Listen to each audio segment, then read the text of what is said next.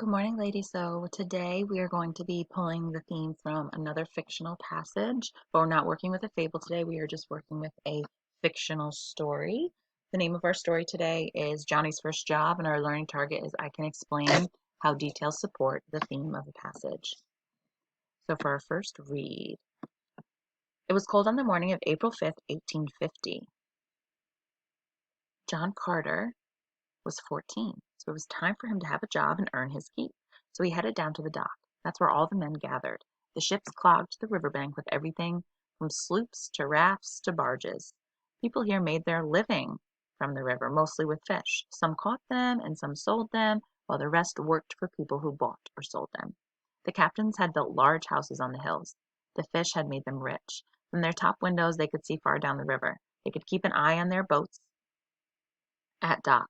Their family could watch their vessels sailed away.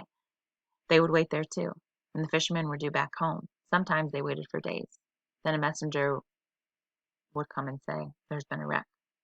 That happened a lot, especially at the start of winter when the currents got wild and the sailors were tired. Almost everyone else along the edge of the river lived in little cabins fashioned of wood. Some lived on their boats, but they were mostly men without families. A few fishermen had tents that were fine in summer. Johnny's house was not that far from town. His family members were farmers. He had 4 brothers and 4 sisters. They were good at farming, but Johnny hated being in one place, so it was time for him to move on. And if you weren't a farmer, there wasn't much else to do but fish. He carried his belongings in a closed sack and held a change of clothes and 2 days' worth of bread. He needed to get hired fast before all of his food ran out. He looked up and down the river, and his eyes settled on a fine sloop. It was a shad boat. Its deck glistened with oil and blood from the catch. He saw a hiring man and gave him paper with his name on it. The man looked at Johnny and laughed. "Let me see your hands," he said. Johnny held out his hands. They showed that he knew how to work. "Well, you may be skinny, but you got the job," he said. Johnny walked along the gangway. He looked down the river. A bird swooped into the water and pulled out a fish. A sailor threw a net his way. "Fix this," he said. So Johnny began to work. All right, so let's preview our questions. Today we have multiple choice and short responses. This assignment is available on ReadWorks, so if you would like to submit your questions, I can give you some feedback and help to improve your grade. So number 1, the author describes the town as having all of the following features except, so the town has everything except one of the choices. So you have to figure out what does not belong.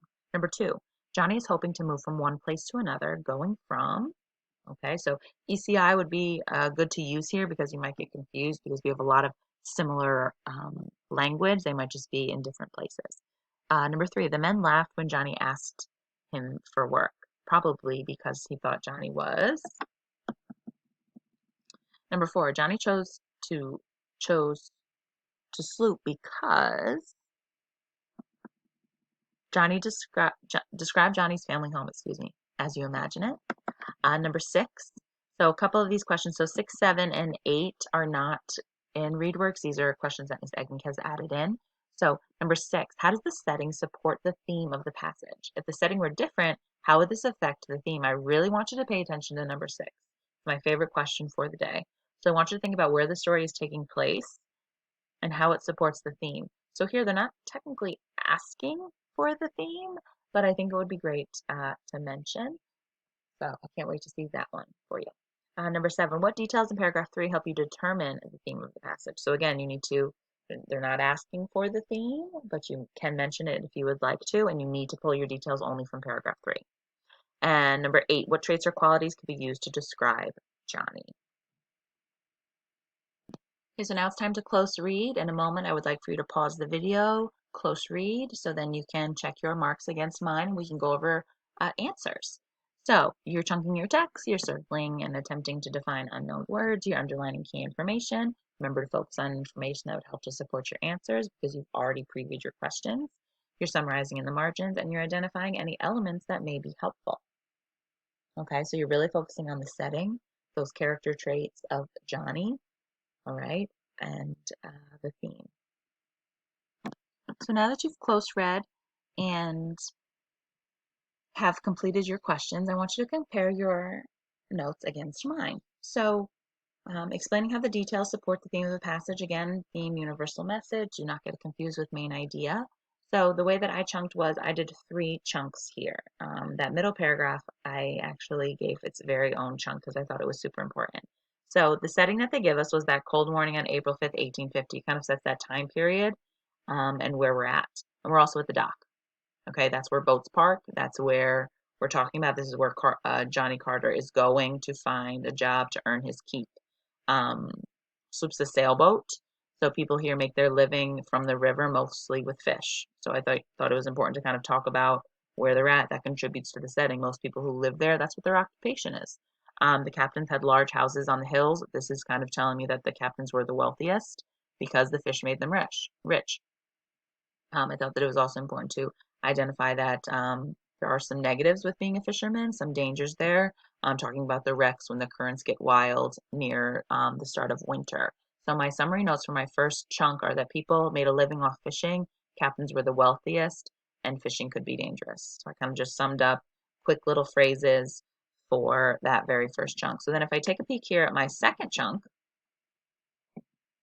which is my entire third paragraph, only the third paragraph, if you weren't a farmer, there wasn't much else to do with but fish. So here's where we kind of learn about Johnny's family and that they're farmers, which is a little bit different because most of the people there are fishermen.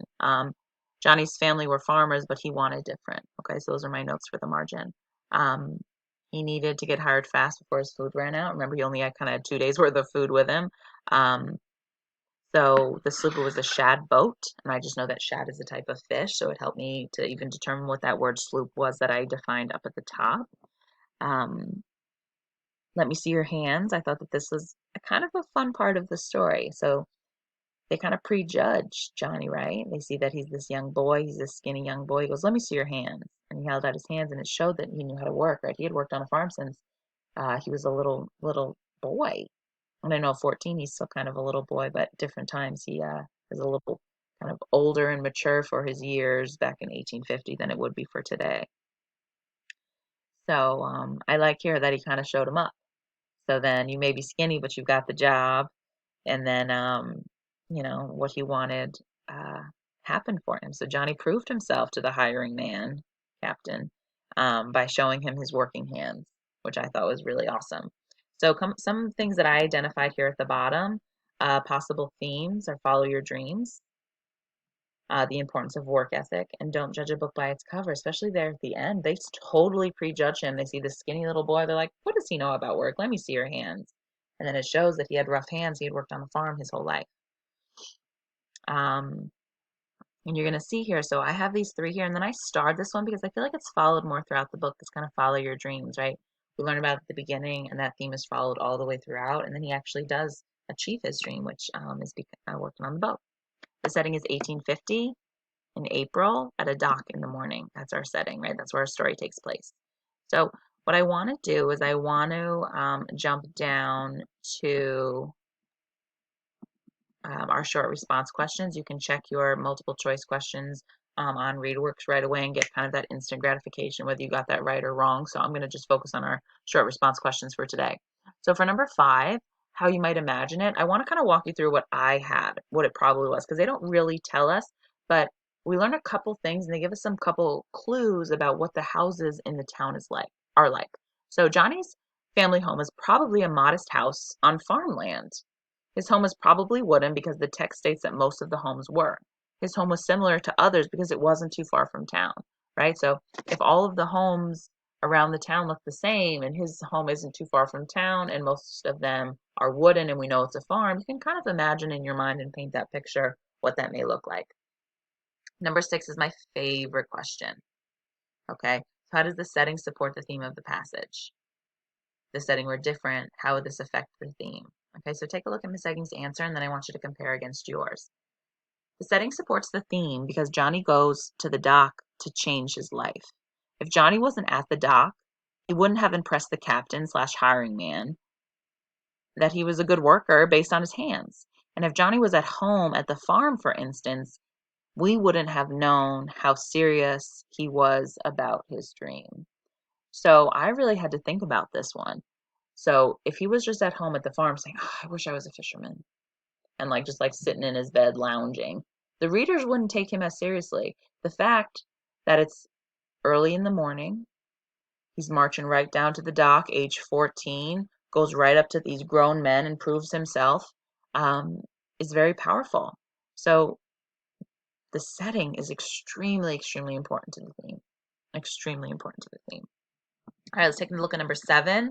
We're pulling those details from paragraph 3 that support the theme. But again, they're not asking for the theme, but you can mention it. Okay, Miss Egging chose to mention it because I think that it's a very professional way to do it. But again, you don't have to earn your 2 points, but I just suggest you should because it kind of shows your writing style as well. So I said details from paragraph 3 that help me to determine the theme of, and here's where I mention it, follow your dreams, are that Johnny wanted a new life and that he wanted to be a fisherman. His family members were farmers. They were good at farming, but Johnny hated being in one place. The text also states, and if you weren't a farmer, there wasn't much else to do but fish.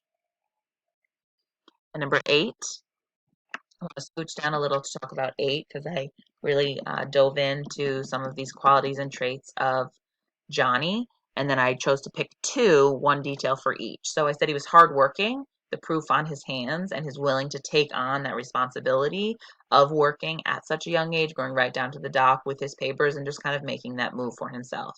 He's brave because he's starting a new life.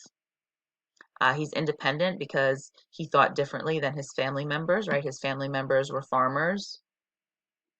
His future family members were probably going to be farmers, their children's children, and he thought differently. He said, you know what, I don't want that for my life. So I'm going to make a change and I'm going to do something different. He's ambitious because he seeks out a new job to follow his dream.